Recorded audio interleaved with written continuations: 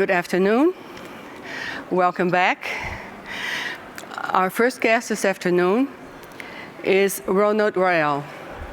He's an applied architecture researcher, author, design entrepreneur, and thought leader. As an associate professor of architecture at the University of California at Berkeley, he is the director of the Print Farm Laboratory.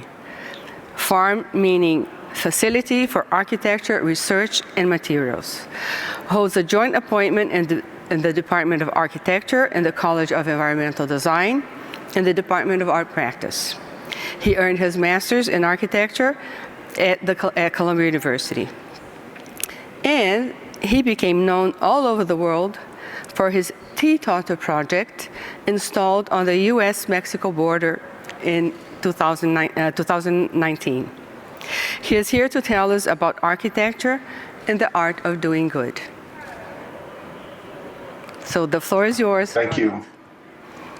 Hello. Thank you. Hi there.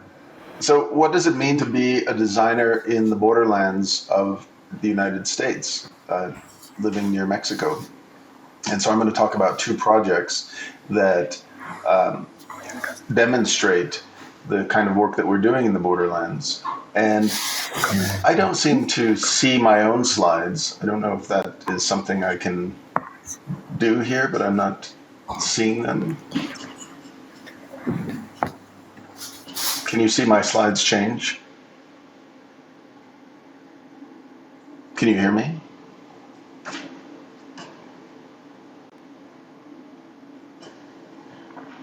There you go. There, I see my... Great. Okay, I see my slides now. Thank you. So again, I'm going to talk about what it means to be a designer in the borderlands and how one can think about this very special place where people of different cultures, different languages, different foods, different beliefs and technologies rub up against each other in really interesting and sometimes ridiculous and sometimes violent ways. One project that I've been working on for some time is called Mud Frontiers, thinking about how we can build with the land using the indigenous traditional building materials that my ancestors have used for thousands of years in a new way.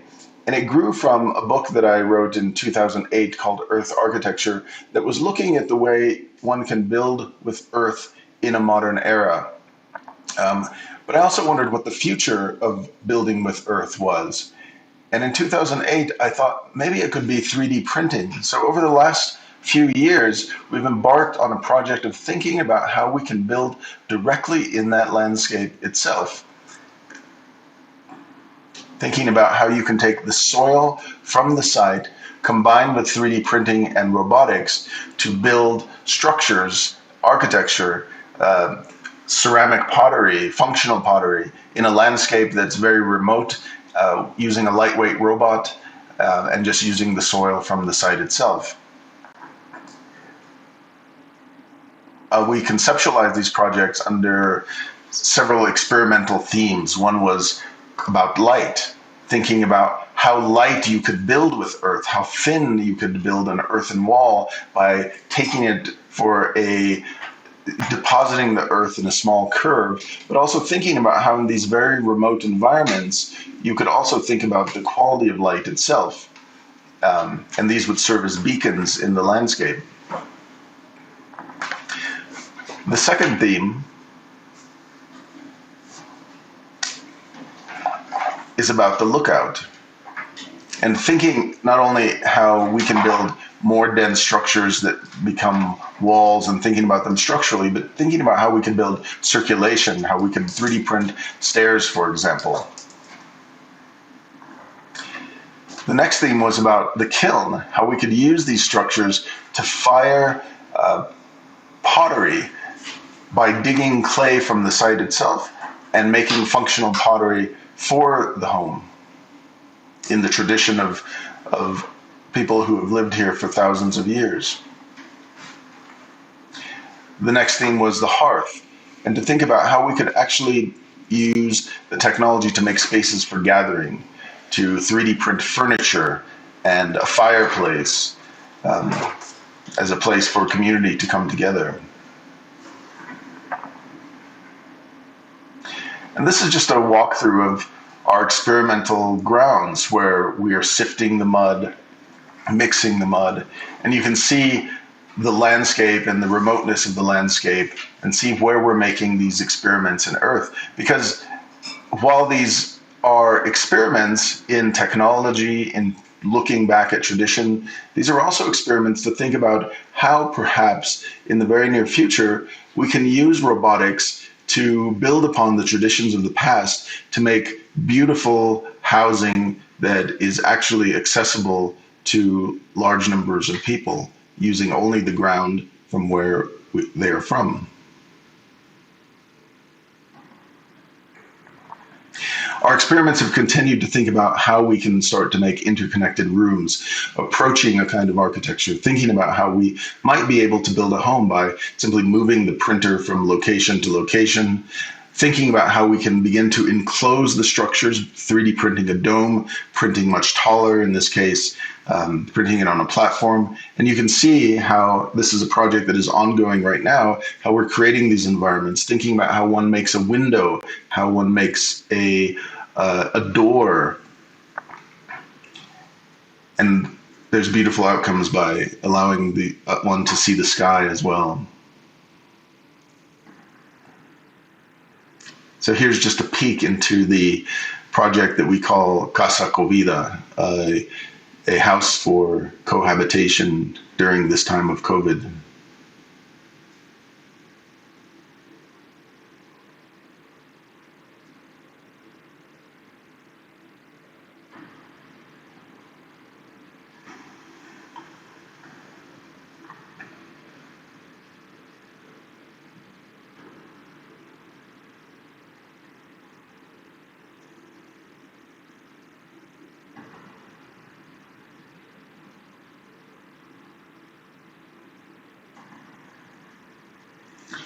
We're also thinking about how in this landscape, which is rife with political turmoil, we might design for spaces that are in danger or that endanger the people or environments around them. And this comes from a long-term project that we call Border Walls Architecture. And it also comes from a book that we put together that is a biography of the border wall that has been constructed between the United States and Mexico. And within the book, we are telling the story of the damage that the border wall is creating in the borderlands, but also making suggestions about ways that we should start thinking about the damage that the wall is causing and how we can ameliorate the consequences of the construction of that wall. And one of the stories within the book is called Teeter-Totter Wall. And it's a story that speaks to the nature of the border serving as a literal fulcrum between US and Mexico relationships. It talks about the balances and imbalances between trade and immigration and labor between the two countries. And these are some of the illustrations that we produced for that book. And we also produced architectural models for that book. This particular story resonated with so many people that we had decided that we would make this project come to life. And we proposed sketches and ideas about how we could bring people together for an event at the US-Mexico border, but it was always turned down by Border Patrol and the Department of Homeland Security. They said no, that we would not be allowed to do this.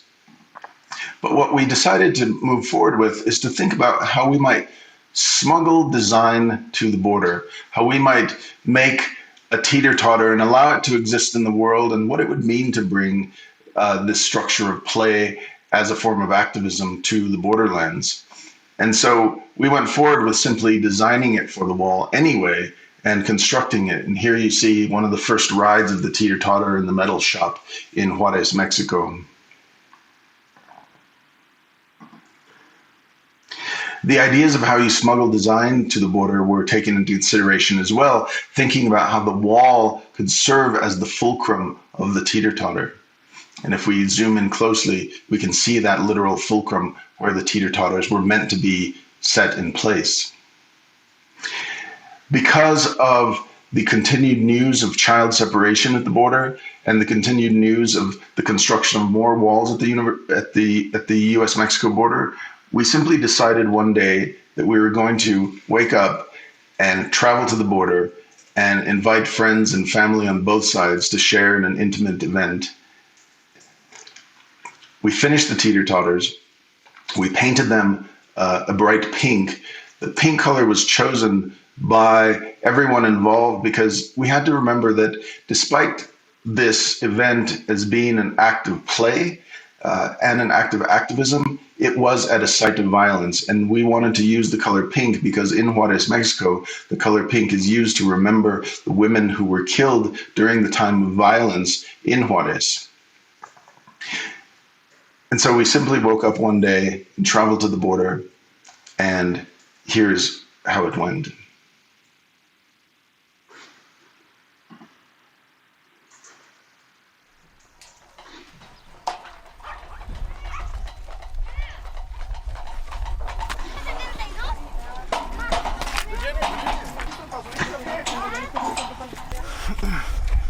La llave está aquí.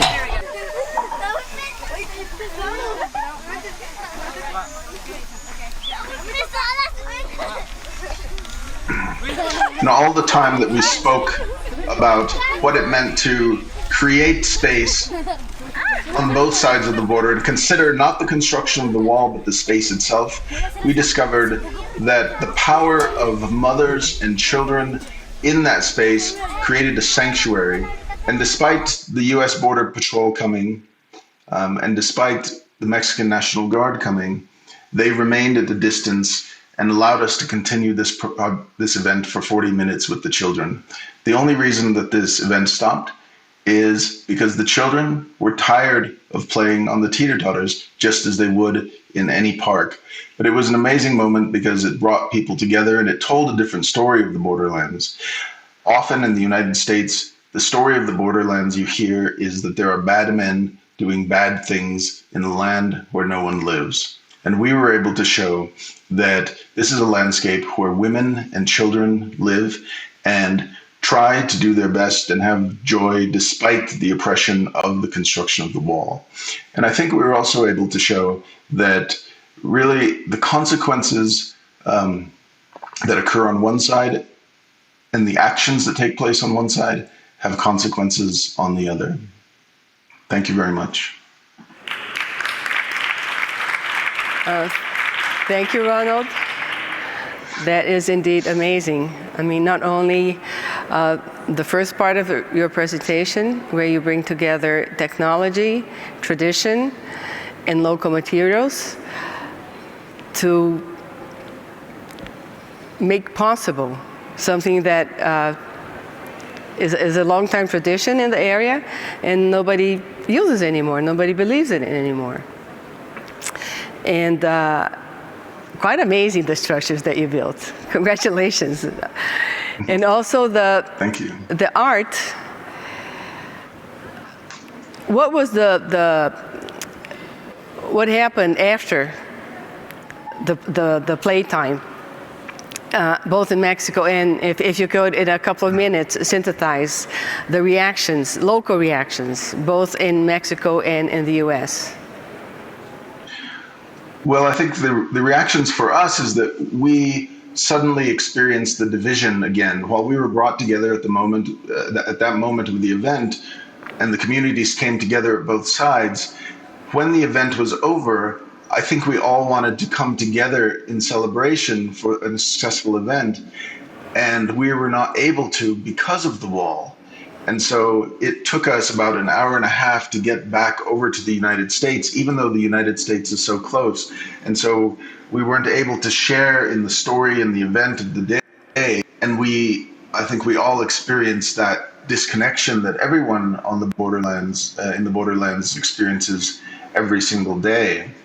But there have been many outcomes from that project. There have been organizations that have formed to bring children together, inspired by this event, and I'm currently working with nonprofit organizations and filmmakers and chefs to construct a series of traditional earthen ovens along the US-Mexico border in migrant shelters, specifically in Mexico, to bring those communities together as well.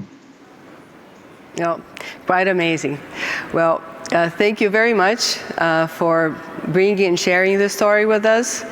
And Continue the good work. Thank you very much. Thank you very much. Thank you for having me.